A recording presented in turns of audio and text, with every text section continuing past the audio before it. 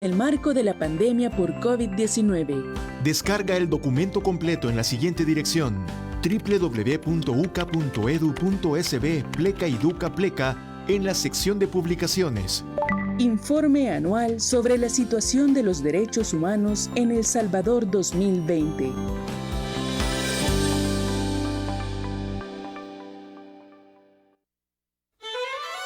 Como parte de nuestra programación especial de Semana Santa, Radio YSUCA te invita a sintonizar el Triduo Pascual desde la parroquia Jesucristo Liberador.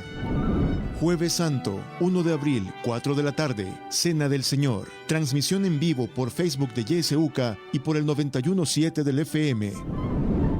Viernes Santo, 2 de abril, 3 de la tarde, Pasión del Señor. Transmisión por Facebook de YSUCA y por el 91.7 del FM.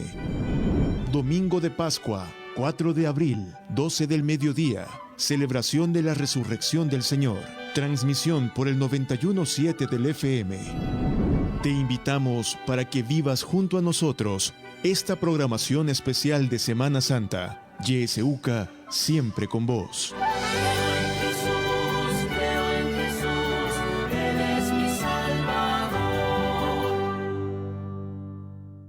Hora 10. Que la realidad tome la palabra a través de la ciudadanía activa. No debemos permitir una privatización. Vivimos día a día la realidad. No pasa el barrendero barriendo la calle, va. Es imposible dar la espalda a la realidad. Felicitarlo por el programa que tienen, porque nos permiten comunicar nuestras preocupaciones. Porque la realidad es parte de nuestra historia. Hora 10. Escúchalo de lunes a viernes a partir de las 10 de la mañana.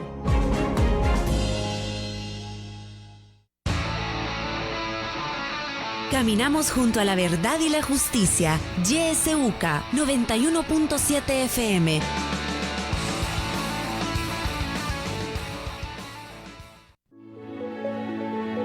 Política, economía, realidad nacional.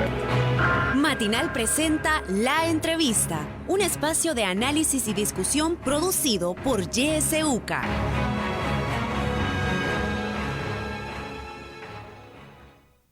Gracias por su sintonía a Radio YSUCA. Esta mañana en este espacio de la entrevista hablaremos sobre seguridad pública y prevención de la violencia. Está con nosotros Héctor Carrillo, director de Acceso a la Justicia de la Fundación de Estudios para la Aplicación del Derecho FESPAD. Héctor, buenos días, bienvenido. Muy buenos días, gracias al YSUCA por este espacio. Un saludo desde FESPAD para toda la población Radio Escucha. Muy contento de poder estar acompañándoles esta mañana acá. Muchas gracias, Héctor. Héctor, ¿qué opinión tiene con respecto al reciente nombramiento de Gustavo Villatoro como ministro de Justicia y Seguridad Pública? Se ha dejado de hablar sobre este tema y necesitamos ponerlo en agenda nuevamente. Sí, bueno, yo creo que sí, un tema importante, pero si me permite, antes de pasar a ese tema, yo sí quisiera aprovechar desde FESPAD, en primer lugar, pues para mandar un saludo a toda la población cristiana, ¿no? Que en esta semana pues estamos en este periodo que creo que debe ser de reflexión, una semana para justamente recordar al Jesús que estuvo a favor de las causas de los pobres, ese Jesús a favor de la liberación, ese Jesús que predicó el amor hasta sus últimas consecuencias. Creemos que es un momento para reflexionar y recordar ese Jesús, ¿no? Entonces aprovechar ese saludo para que aprovechemos esta semana. También aprovechar, si no es mucho abuso, externar nuestra condena como FESPAD ante lo sucedido en México con nuestra compatriota Victoria Salazar, un hecho lamentable que pone de relieve también el drama humano que causa la desigualdad social, ¿no? Una persona que se va de acá, entiendo que tenía residencia, creo que se había refugiado en México, ¿no? Y que va a encontrar la muerte en manos de autoridades mexicanas, obviamente que actuaron al margen de la ley. Entonces nuestra más profunda condena a ese hecho. Y también, y perdón que que abuse, ¿no? Pero no quiero perder este espacio, tomando en cuenta que estamos en una etapa de reflexión y que en los tiempos políticos estamos en una etapa de transición también de Asamblea Legislativa. Yo no quiero dejar pasar la oportunidad de referirme a lo que significa la salida de esta asamblea. Esta asamblea se va y bueno, deja muchas deudas, ¿no? Para el país, para los ciudadanos. Es una asamblea que en estos 3 años no fue capaz de emitir una ley de reconciliación nacional para darle justicia a las víctimas del conflicto armado. Se quedó ahí en una situación incierta y la asamblea no pudo dar respuesta, ¿no? Tampoco fue capaz de emitir una ley de protección a defensores y defensoras de derechos humanos. Tampoco pudo emitir una ley del agua. La ley de identidad de género que fue presentada hace 3 años también, y la Asamblea Legislativa no tuvo la capacidad de darle respuesta o de emitir una ley que tiene que ver solo con la aplicación de normativa internacional que ya existe. En el caso de la ley de identidad de género, no emitió una ley de atención a víctimas de manera general, que eso, hay una propuesta ahí, ¿no? Tenemos un país con más de 70,000 muertos en los últimos 20 años, con un montón de índices de violencia, y no tenemos una ley de atención a víctimas.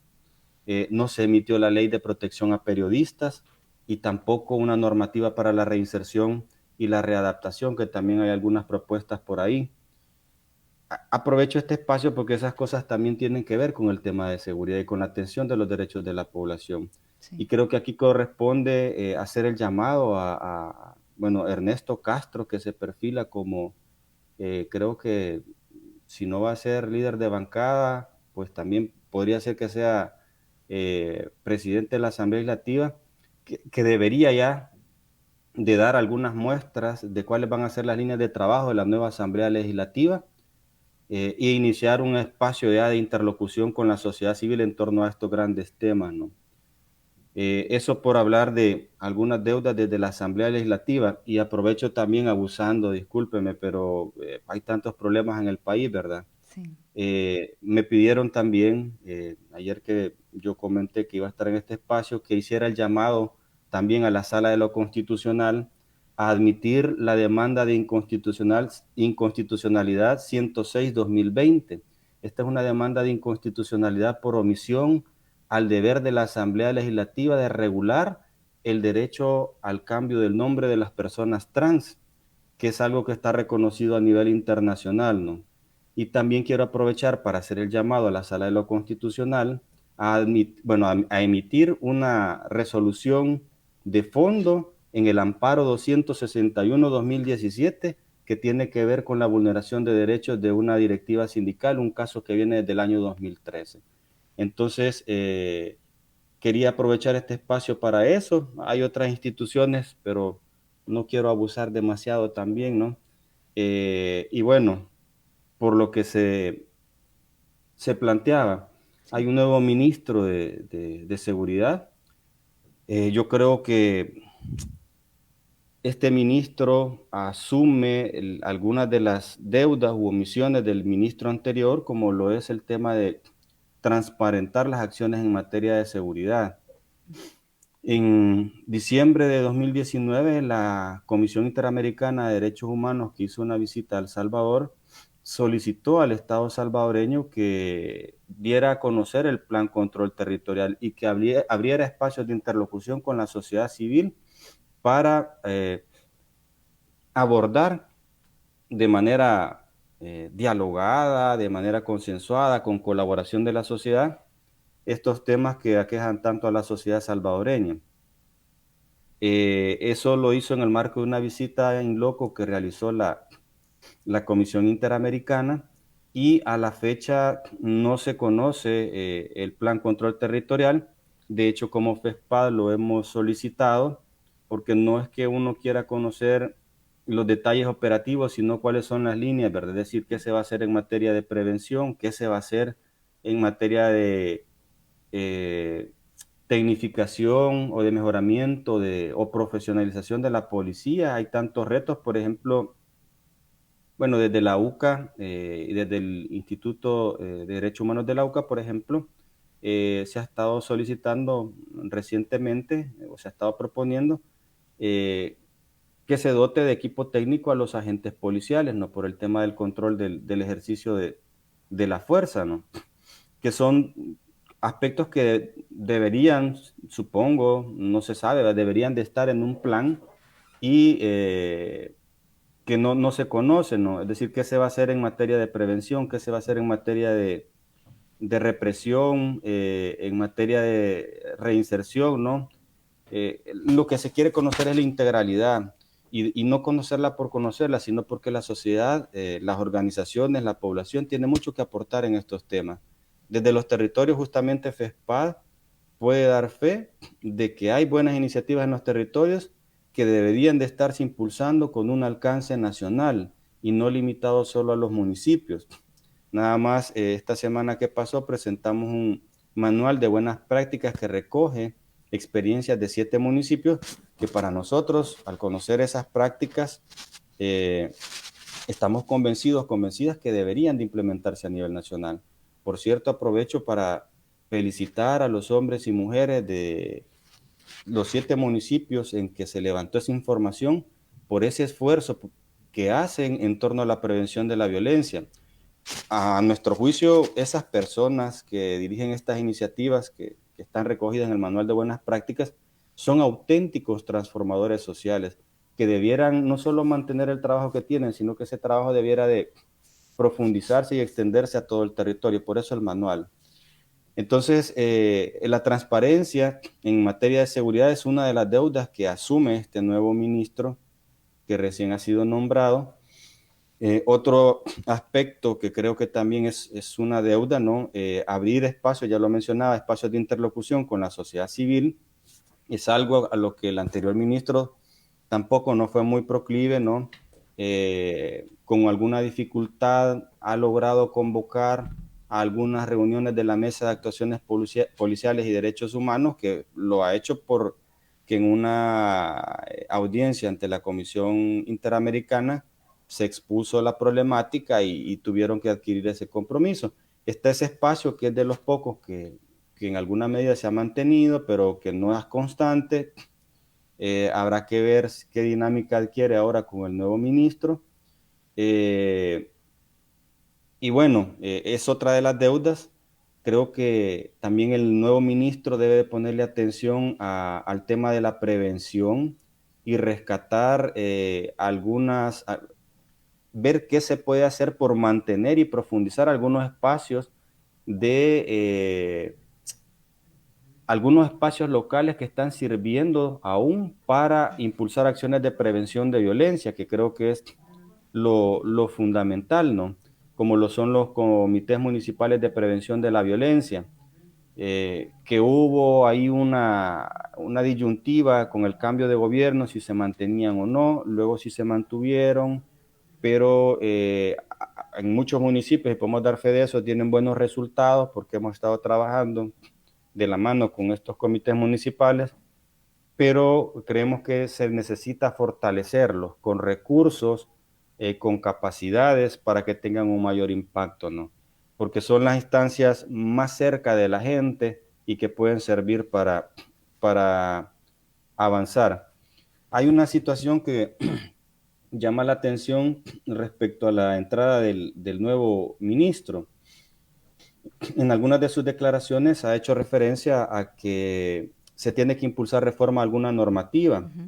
Y de lo expresado por él, da la impresión de que se quiere, bueno, de hecho lo dijo expresamente, ¿no? Por ejemplo, una de las cosas que quiere impulsar entre esas reformas es acortar los plazos procesales en el tema de para darle una salida, según su versión, al tema de las detenciones en flagrancia.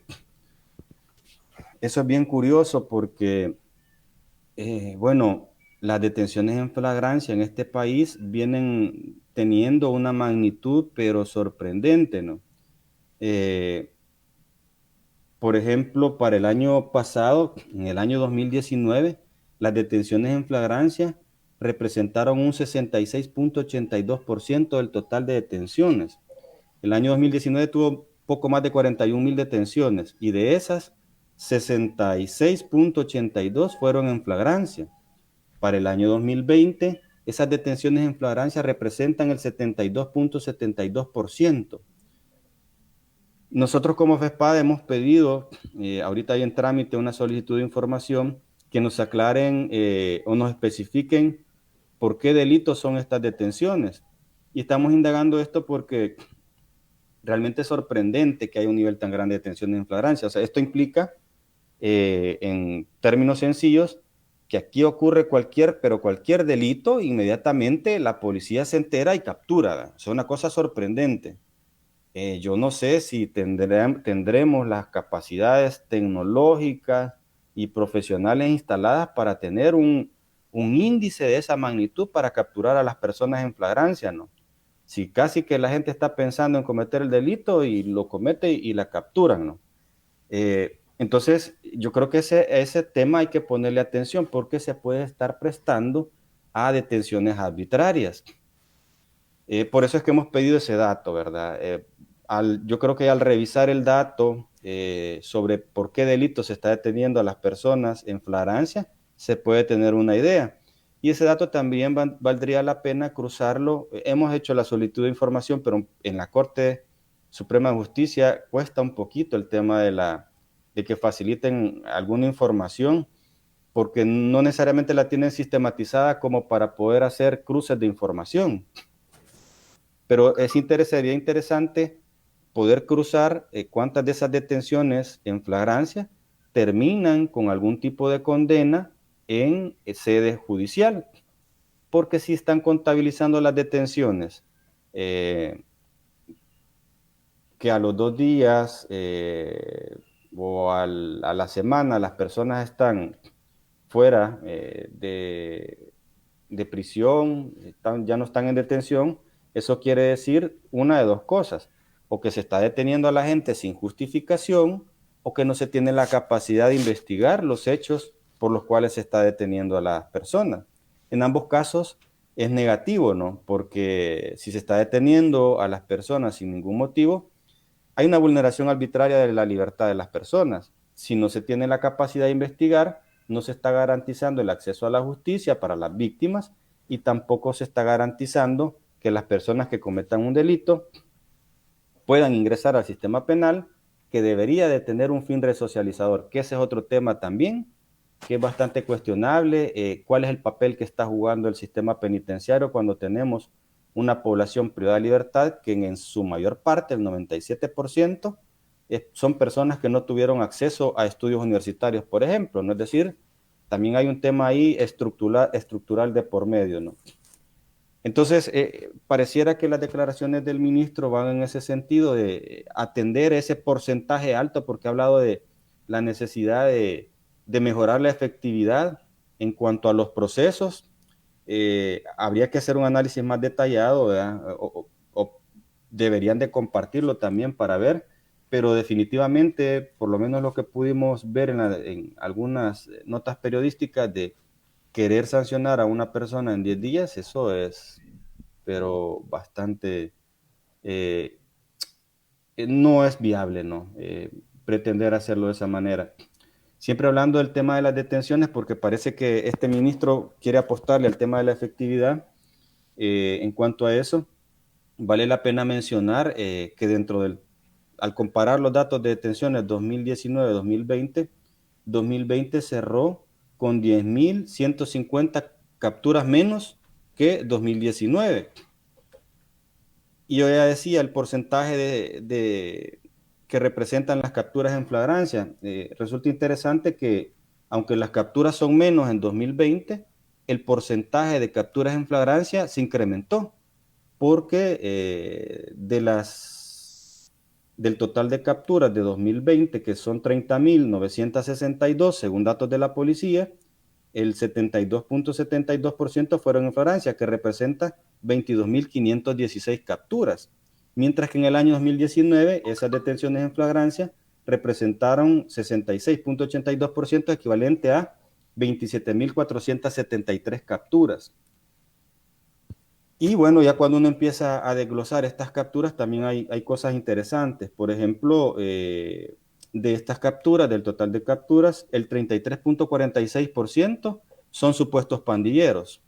El resto no están vinculados al tema de las pandillas, según los datos de la policía, según información oficial de la policía.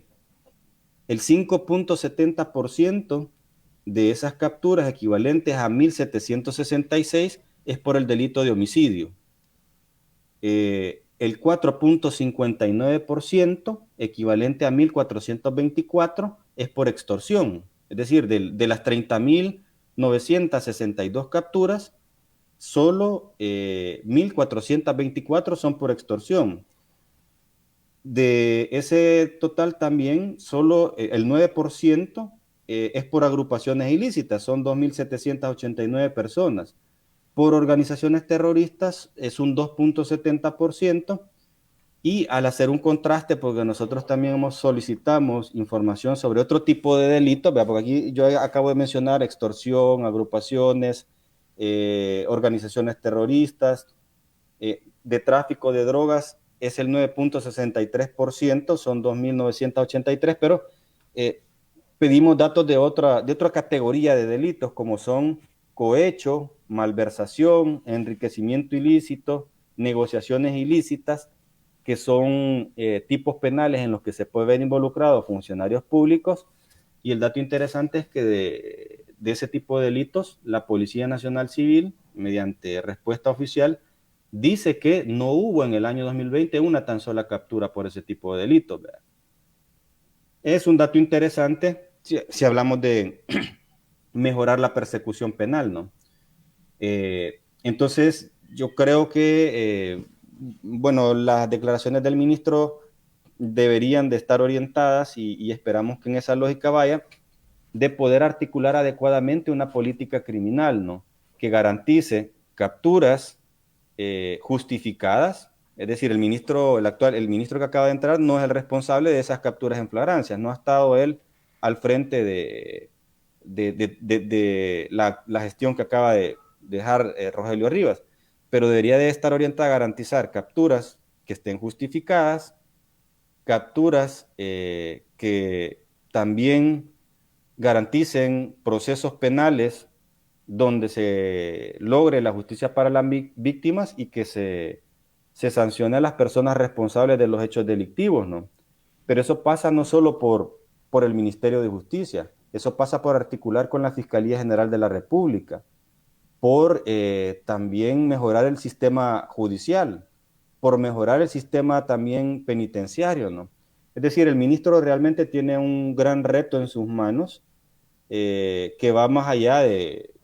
Me imagino que ese aspecto de los plazos habrá sido solo uno de las, porque no han dado detalles, pero que va más allá de todo eso y que creería que no está referido únicamente a eso, su perspectiva al asumir el cargo. Nosotros esperamos que el ministro pues le apueste a una política criminal, como ya lo decía, bien articulada, que le dé la relevancia necesaria también al tema de prevención, que en el tema de prevención también aproveche la experiencia de organizaciones de la sociedad civil que tienen mucho que aportar, ¿no?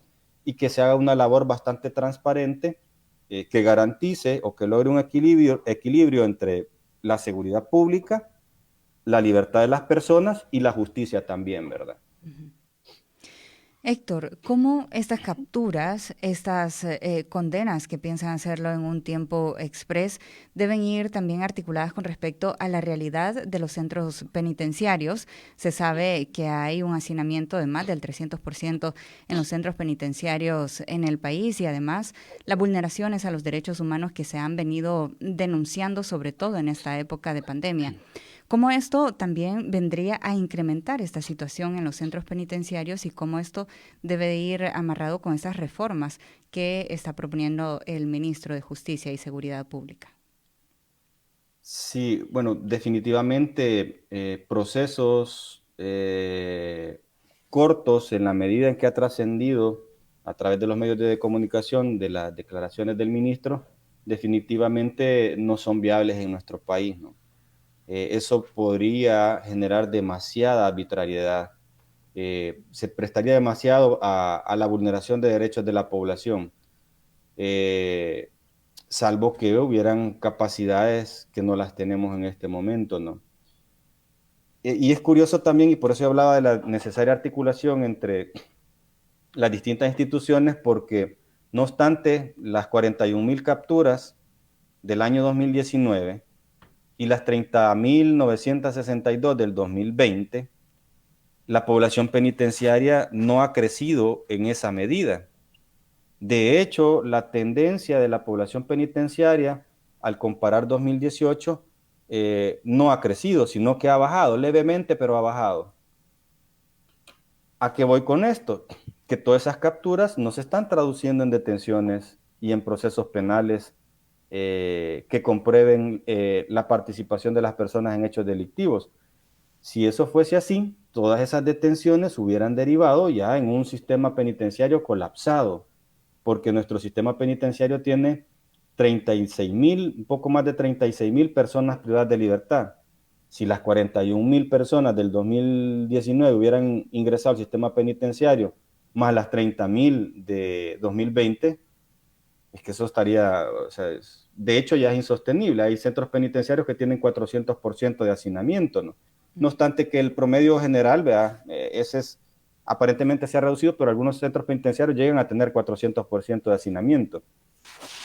Es una cosa insostenible. Entonces la solución no es hacer más capturas y meter a personas al sistema penitenciario, a menos que, como lo digo, fuese acompañado, la reforma, los procesos, fuese acompañado por una reforma integral que garantice que no van a haber arbitrariedades, lo cual es bastante difícil, y que las alternativas no sean la prisión, que creo que también algo de eso ha de haber en la agenda del nuevo ministro, porque habló del tema de trabajo de utilidad pública.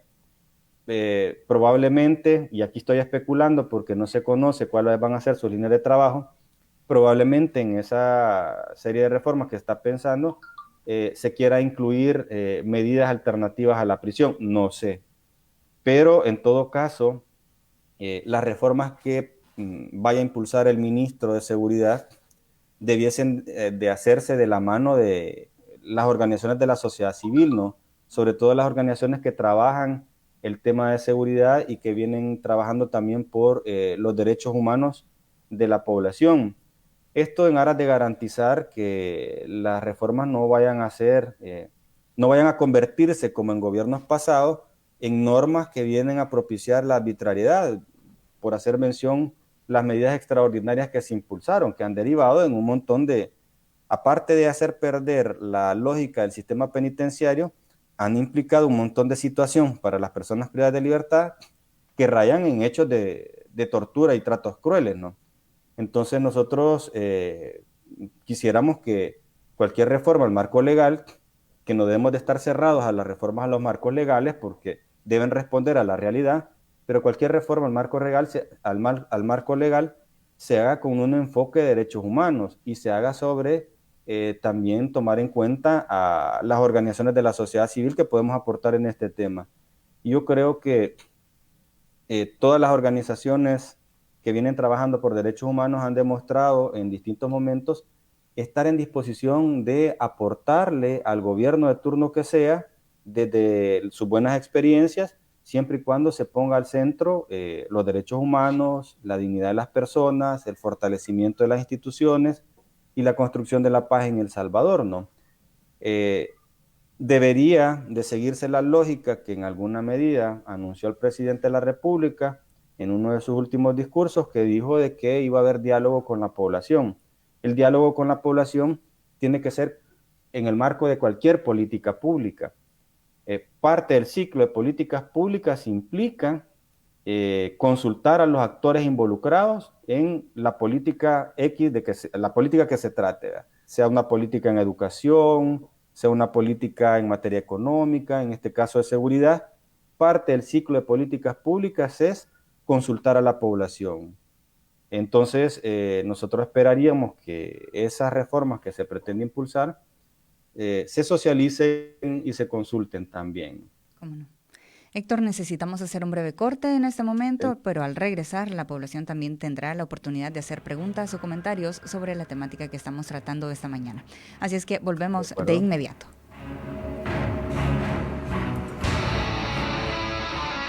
Caminamos junto a la verdad y la justicia. YSUCA 91.7 FM.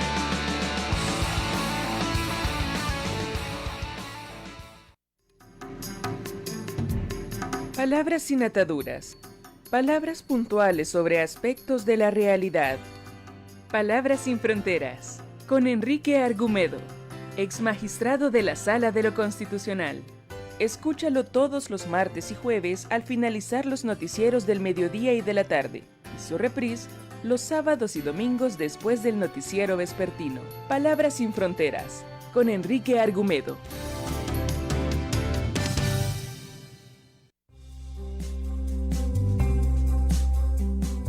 No te pierdas en YSUCA la franja de la academia. El Departamento de Comunicaciones y Cultura de la UCA presenta ¿Quién tiene la palabra? Todos los martes a partir de las 7 de la noche. Recuerda, ¿Quién tiene la palabra? Todos los martes por YSUCA.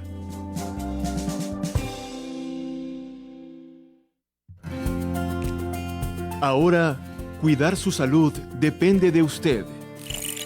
Si no dispone de agua y jabón, use un desinfectante de manos que contenga al menos un 60% de alcohol. Cubra toda la superficie de las manos y frótelas hasta que las sienta secas. Prevengamos el COVID-19. YSUCA, siempre con vos.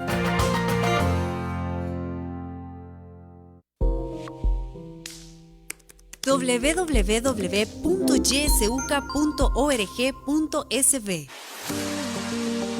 Una voz sin fronteras, 91.7 FM, más que una generación.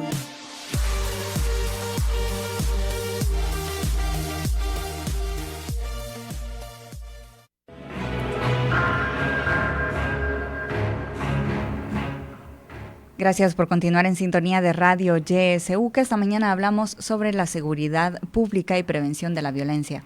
Está con nosotros Héctor Carrillo, director de acceso a la justicia de la Fundación de Estudios para la Aplicación del Derecho, FESPAD. Si usted tiene preguntas o comentarios que hacer, puede llamarnos al 22759501, al 22759502 o también enviarnos sus mensajes de texto o de voz a nuestro número de WhatsApp del 75712779. Tenemos una llamada en línea, le damos paso. Buenos días, adelante. ¿De dónde nos llama? Buenos días, Imeldita. Buenos días. Buenos días al invitado. Soy Carlos Cali desde Santo Tomás. Adelante. Doctor, para ser ministro de Seguridad Pública, ¿debe ser un abogado constitucionalista, un militar o una persona que simplemente es nombrada por un presidente? Buenos días. Buenos días. Gracias por su sintonía. También tenemos mensajes que nos llegan a través de Facebook. Le doy lectura. Dice, creo que es un poco soñador su propuesta o sus esperanzas. Se ha demostrado, y por los números que da, que no hay información real de parte del Ejecutivo. Recuerde 22759501, 22759502. Le damos el paso a Héctor Carrillo para que nos brinde sus comentarios de estas primeras participaciones. Héctor. Sí, muchas gracias. Buenos saludos a las personas, una de ellas hasta Santo Tomás, ¿no?, que nos llamó. En efecto, para ser ministro de cualquier cartera de Estado, uno de los requisitos es tener la competencia en el área de que se trate, ¿no? Es decir, tener la formación necesaria para desempeñar ese cargo, ¿no? Aquí hay un asunto también siempre de transparentar la función pública, ¿no? Porque el presidente de la República en realidad no ha dado mayor información ni de por qué el cambio, y tampoco alguna referencia hizo a los antecedentes profesionales del actual ministro, pero esas declaraciones no necesariamente se traducen en el hecho de que la persona nombrada cumpla los requisitos, ¿no? Pero esa es una situación que habría que constatarla si realmente los cumple o no. Para eso, bueno, ya hay antecedentes de la Sala de lo Constitucional respecto a que se debe documentar que una persona o un funcionario cumpla los requisitos para un cargo o para el cargo al que se le está nombrando, ¿no? Quizás no en el tema de los ministros, no son solo antes, pero en otro tipo de funcionarios y la jurisprudencia puede ser aplicable, pero esos son elementos que debieran de constatarse, es decir, pues es una función que el presidente de la República debe de asumir, ¿no? Es decir, yo como presidente de la República voy a nombrar un ministro, entonces yo primero me informo de sus credenciales y teniendo esa información, pues se le nombra, ¿no? En este caso, si se quisiera cuestionar las credenciales del ministro, pues ahí están los procesos también constitucionales que se pueden echar a andar, ¿no? Para poderlo cuestionar, pero sí todo, porque por ahí va la pregunta del radio escucha, que si hay requisitos, y si los hay, ¿no? Y conforme a la Constitución, pues debe de particularmente tener la formación adecuada para poder ocupar el cargo de ministro. Por ejemplo, no sería dable pensar que se pueda nombrar de ministro de Seguridad a una persona que jamás ha estado vinculada a nada que tenga que ver ni con, que no tengan, ni sea abogado, ni tenga ninguna experiencia en la materia, ni haya trabajado en ninguna institución, no tendría las capacidades. Lo mismo en otras carteras de Estado, ¿no? De hecho, me parece bastante valioso que el amigo ciudadano pues se pregunte, ¿no? Si se reúnen o no los requisitos, pero eso debiera de ser no solo en este caso, sino también en todos los funcionarios, ¿no? Hacer esa labor de constatar si un funcionario o una funcionaria reúne los requisitos para ser nombrado. Esa es una práctica muy sana, ¿no? Que debe de replicarse, ¿verdad? No? Perdón, había también otro comentario respecto a que soy muy soñador. Pues sí, hay que ser soñador, vea. Hay que soñar lo imposible, pero trabajar para que se construya. Pero yo creo que lo de soñador no iba en ese sentido, sino en el sentido de que, según los datos que estoy dando, hace la interpretación el amigo de que no hay información real de parte de las autoridades. En efecto, hay muy poca información. Hay que hacer una labor de rastreo, ¿no?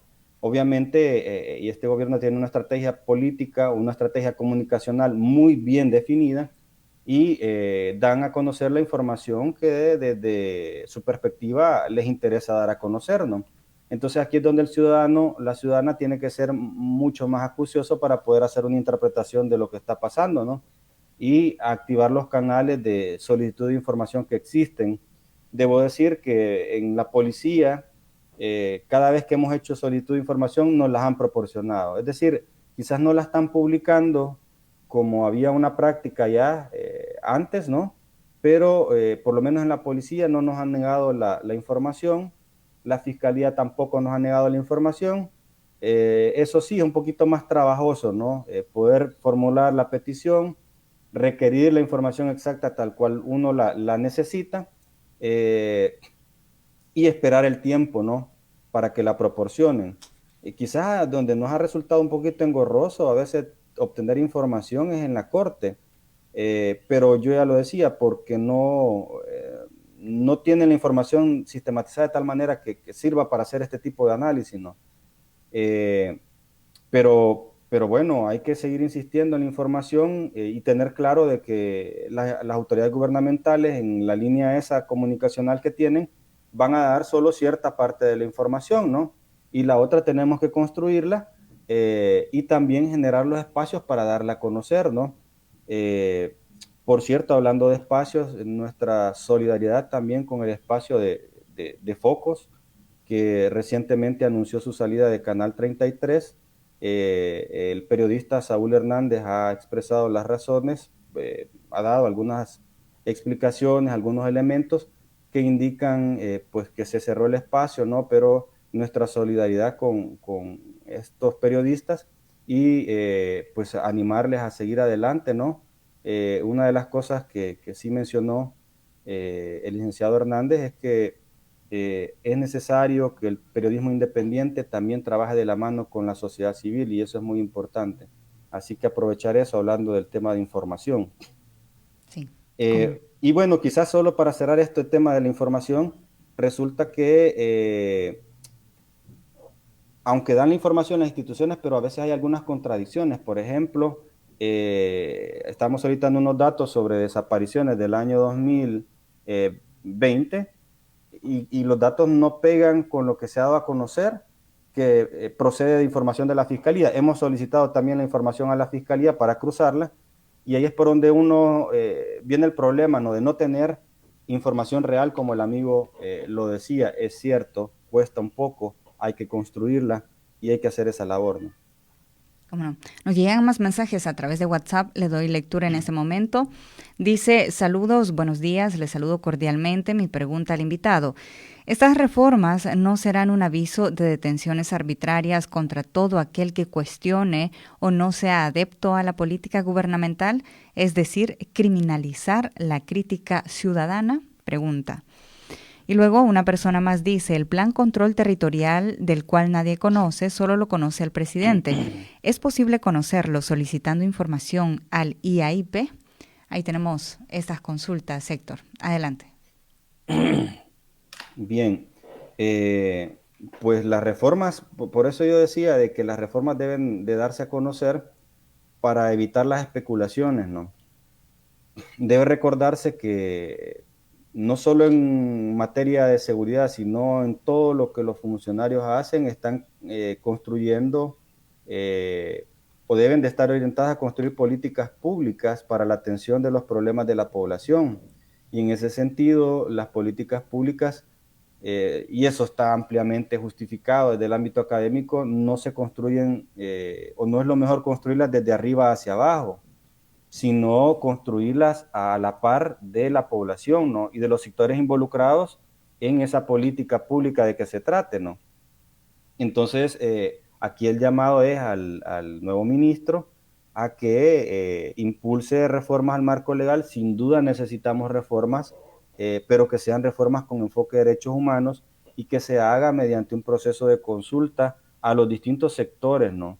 Y digo a los distintos sectores, no estamos diciendo que nos consulten solo a nosotros como organizaciones de derechos humanos, que le consulten a todos los sectores de la población, a los más autorizados que se pueda encontrar, ¿no? Involucrar a la ciudadanía también, ¿no? Ahí hay un ciudadano preocupado o ciudadana preocupado o preocupada por el tema de que la puedan criminalizar por el hecho de tener una posición distinta a la del gobierno. Yo creo que esa preocupación, yo no digo de que el ministro vaya por ese rumbo, no tenemos elementos todavía para saberlo, solo sabemos que ha anunciado una serie de reformas, pero no la ha dado a conocer, pero no obstante que no la sabemos, resguardar nuestro derecho a expresarnos, resguardar nuestro derecho a la libertad, resguardar el derecho a la diversidad de pensamiento, es algo que debe estar de manera constante en la realidad salvadoreña y en cualquier sociedad del mundo, ¿no? Es decir, porque esa es la base de las instituciones democráticas, poder pensar de manera distinta, externar lo que pensamos y que eso no traiga ninguna consecuencia. Entonces, yo creo que, pues no lo sabemos, pero hay que preocuparnos de que no vaya en ese sentido, ¿no? Yo ya daba algunos datos de cómo estamos hablando de niveles altísimos de detenciones en flagrancia, ¿no? Y las detenciones en flagrancia, en su mayoría, o sea, pueden apuntar a detenciones arbitrarias, ¿no? Por eso va a ser interesante el dato de que nos den desglosado por qué tipo de delitos se está deteniendo a la gente en flagrancia, ¿no? Entonces, es muy válida la apreciación que se hace desde la ciudadanía. El plan control territorial sí lo hemos solicitado a través de la Oficina de Acceso a la Información, pero se nos ha trasladado que es información reservada, ¿no? Sí sería interesante plantearlo ante el Instituto de Acceso a la Información Pública. Nosotros no lo hemos llevado hasta esa instancia. Desconozco si alguien más lo ha llevado, creería que no. pero sin duda alguna el mecanismo está ahí, ¿no? Ante una notificación que declara en reserva el Plan Control Territorial, se puede acudir también al Instituto de Acceso a la Información. Sin embargo, yo creo de que eso no debería ser así, ¿no? Tendría que haber más apertura del órgano ejecutivo de decir qué es lo que va a hacer, ¿no? Pero ahí volvemos a la estrategia comunicacional de solo dar cierta información, que creo que es orientada a evitar de que hayan cuestionamientos a las decisiones del gobierno, ¿no? Pero yo creo que eso es un error. A la larga, eso le va a afectar al gobierno. Si lo que hace sostenible un proceso de transformación es la participación de la gente, pero si realmente no le damos espacios de participación a la población se va a dar cuenta, se va enterando. Un mensaje bien claro de las elecciones del 28 de febrero es, uno, que la gente busca espacios de participación. Por eso el resultado de Nuevas Ideas, porque Nuevas Ideas abrió el espacio a la población y la población pues quiere participar en algo y se sumó. Y un segundo mensaje de las elecciones es que la gente quiere transformaciones, quiere cambios. Y el mismo presidente ha dicho, el mandato popular es que no se siga haciendo lo que se ha hecho hasta ahora. Y lo que se ha hecho hasta ahora es justamente no involucrar a la población en las decisiones del país. Y si eso se repite, a la larga va a ser un error para el actual gobierno, porque la gente se va a desencantar, al igual que ha sucedido con los partidos tradicionales, ¿no? Entonces ahí el llamado es a que se involucre a la población en todos los asuntos del Estado, en la construcción de cualquier política pública. Bueno. Héctor, vamos a pasar al tema de la prevención de la violencia. FESPAD presentó el Manual de Buenas Prácticas en Prevención de Violencia, un documento que sistematiza 18 experiencias exitosas en 7 municipios donde se implementa el proyecto Construyendo Paz. ¿En qué consiste este manual, Héctor? Bien, resulta que hace poco más de 2 años, hace poco más de 2 años, lanzamos este proyecto Construyendo Paz, que es un proyecto financiado por la Unión Europea y es ejecutado por Christian Aid y por FESPAD. Este proyecto, entre de los objetivos generales que se planteó el proyecto, que se desarrolló en 7 municipios, es el hecho de fomentar la participación ciudadana y la Contraloría Social, ¿no? Y en el marco de eso se desarrollaron diversas actividades, por ejemplo, y ese era un punto, el punto central del proyecto también era mantener espacios de interlocución entre el Estado y la sociedad, ¿no? De hecho, uno de las razones por las cuales se implementó es que, si bien existen a nivel nacional comités municipales de prevención de la violencia, resulta que en estos comités la representación de las comunidades es casi nula, o era casi nula. El proyecto quería acercar a las instituciones del Estado. En los MPB están no solo la alcaldía, también hay instituciones del órgano ejecutivo. Ahí está el Ministerio de Educación, está INJUVE, está el Ministerio de Trabajo, el Ministerio de Salud, y han estado trabajando en los comités municipales de prevención de la violencia. Nosotros en estos 7 municipios hemos tenido muy buenas experiencias con el trabajo con todas estas instituciones, es decir, tanto las municipales como las del Ejecutivo. Y en el marco de eso, pues le dimos algún apoyo técnico para la generación de los planes de trabajo anuales. También se impulsaron procesos de formación en Contraloría Social, tanto con liderazgos comunitarios como con funcionarios de distintas dependencias. También se elaboraron planes de incidencia para que la población desde sus necesidades pudiera organizarse y interactuar con las instituciones del Estado para solventar esas necesidades. Se hicieron ejercicios de Contraloría Social también en cada municipio, y además generamos intercambios entre municipios para conocer buenas experiencias, y por ahí es donde surge el manual. Resulta que todos los MPBs en los que hemos estado trabajando, en todos se ha estado apoyando iniciativas muy importantes y con mucho impacto para la población. En el evento, por ejemplo, que tuvimos donde lanzamos el manual, valga decir que el manual se hizo mediante un proceso de consulta a todos los actores involucrados, es decir, se consultó a los beneficiarios, a quienes organizaban, a las autoridades, y se sistematizaron las iniciativas, ¿no? Entonces, en el evento que tuvimos la semana pasada, de hecho, se presentaba alguna muestra del trabajo en cada municipio, y uno encuentra cosas muy relevantes, por ejemplo, para el trabajo con la primera infancia. Había ahí también trabajo con la adolescencia, ¿no? Trabajo orientado a fortalecer los vínculos familiares, por ejemplo. La Liga Atlética Policial, que también está presente dentro de las iniciativas que nosotros exhortamos a todos los municipios y al Ejecutivo a replicarlas. Hay algunas vinculadas al deporte, como Judo Sin Fronteras, por ejemplo, ¿no? O algunas orientadas a la educación, como la Universidad Nehemías, que está en Ilopango, que es financiada por un empresario norteamericano, ¿no? Y que de hecho le da educación a las personas que están ahí, ¿no? Que se inscriben, que lo necesitan. Ellos explican de que apoyan familias desintegradas y de bajos recursos también. No les cobran absolutamente nada, involucran a los estudiantes en el mantenimiento, en el sostenimiento de la institución también. Hay iniciativas como, por ejemplo, las vacaciones recreativas municipales, que van en la lógica de ocupar bien el tiempo, ¿no? Jóvenes creando futuro, tecnología educativa e innovación, comités de gestión ambiental, la vía familiar comunitaria, miles de manos, una serie de iniciativas ahí, pero grandiosas, hermosas, que hemos tenido la oportunidad de conocer.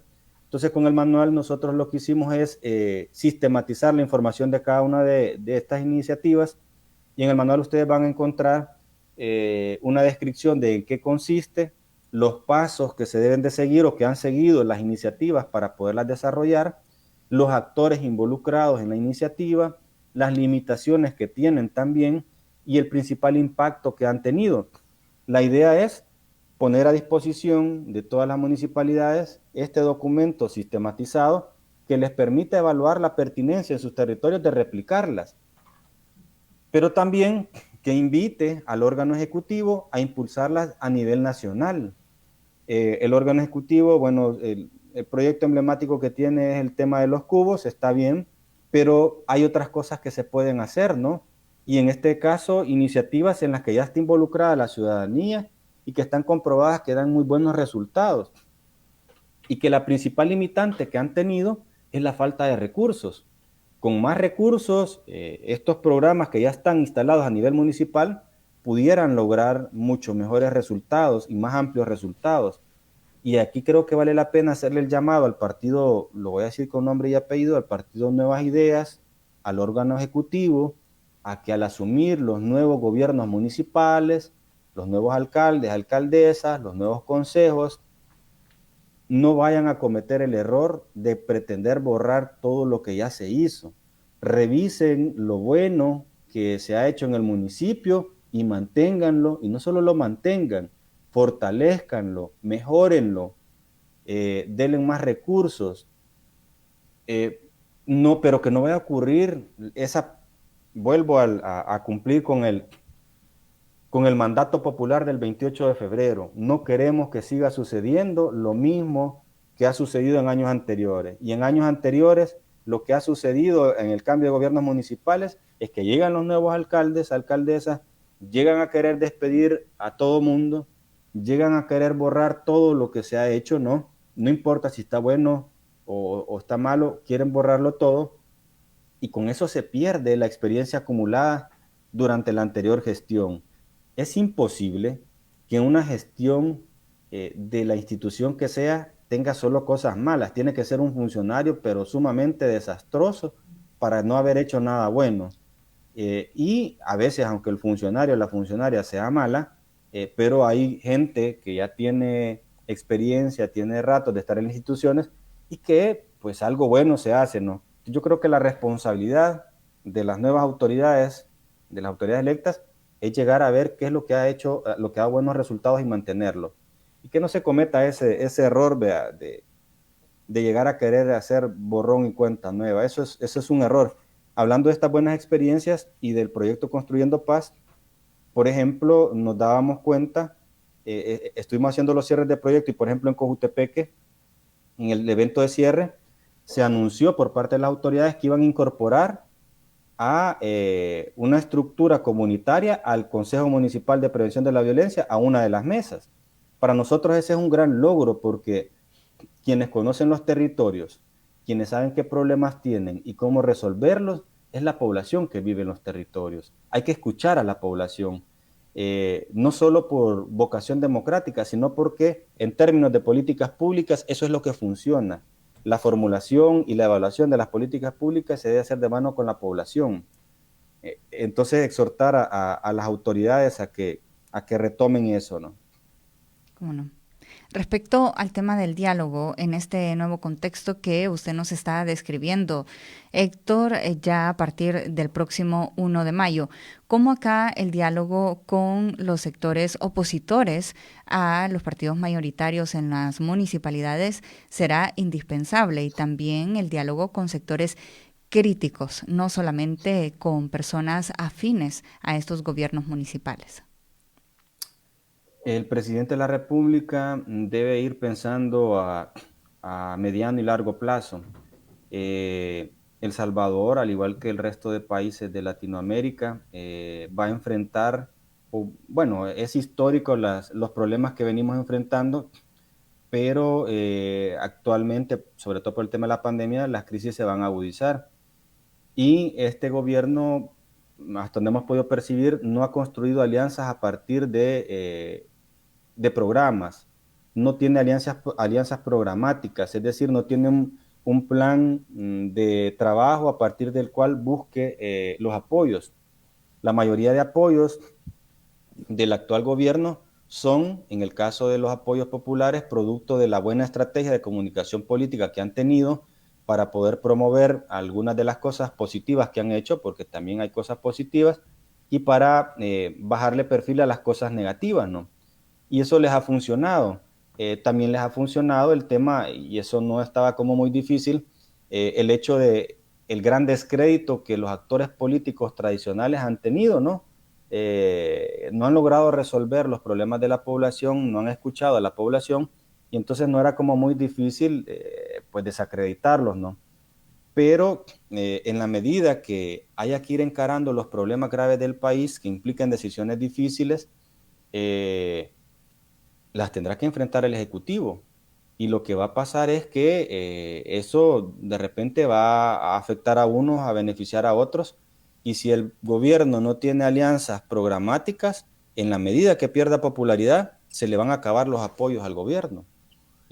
Hay un montón, uno lo puede deducir, y esta es una hipótesis y no se enojen conmigo, pero uno puede deducir que mucha gente que está en torno al gobierno lo hace para poder pegarse y poder tener réditos de la popularidad del presidente. Pero si esa popularidad del presidente en un momento llega a decaer, esos aliados que tienen en torno a él se van a empezar a alejar, ¿no? Y eso va a implicar no solo quedarse sin aliados, sino también no poder resolver los problemas del país, ¿no? Entonces, más allá de que ahorita tiene correlación electoral, bueno, tiene correlación legislativa, perdón, y tienen altos índices de popularidad, debiese de pensar en concretar esa popularidad y esa correlación en acuerdos concretos con los diversos actores de la sociedad que no existen hasta el momento, ¿no? Todo ha girado en torno a la decisión que toma el presidente y a la imposibilidad de que se haga algo distinto, ¿no? Entonces ahí quizás el llamado es a que, acorde a lo que anunció en un reciente discurso, ¿no?, de que va a haber diálogo, pues que lo impulse con todos los sectores, incluso con los, porque descartó a Arena y al FMLN, pero yo creo que también debe de incluirlos en el diálogo. No hay razón, decir, en democracia hay que escuchar a todo mundo, y construir acuerdos sobre la base de intereses comunes, ¿no? Claro, en lo que esté mal, a Arena, al FMLN o a quien sea, o al partido que sea, tenemos que decirle que no, pero en lo que esté bien, pues tenemos que decirle que sí y apoyarlo, ¿no? Y desde esa perspectiva venimos trabajando nosotros, en FESPAD, nosotros y nosotras, que no importa el actor que sea Arena, sea el Frente, sea el partido en el gobierno, si creemos que algo va a fortalecer la dignidad de las personas, va a fortalecer las instituciones democráticas, contribuye a la paz, lo vamos a apoyar.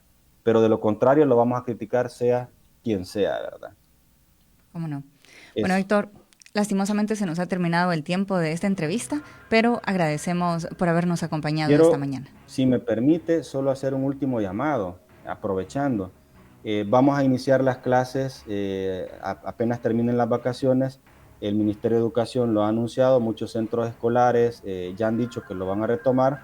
Solo quisiera exhortar a las autoridades educativas, al Ministerio de Educación, a que tomen en cuenta el tema de la salud mental de nuestros niños y niñas. La pandemia ha afectado demasiado, creo que es una materia a la que se le debe prestar atención y es un momento oportuno el retorno a clases. Quería nada más decir eso y muchas gracias por el espacio. No, gracias a usted por acompañarnos. Buenos días.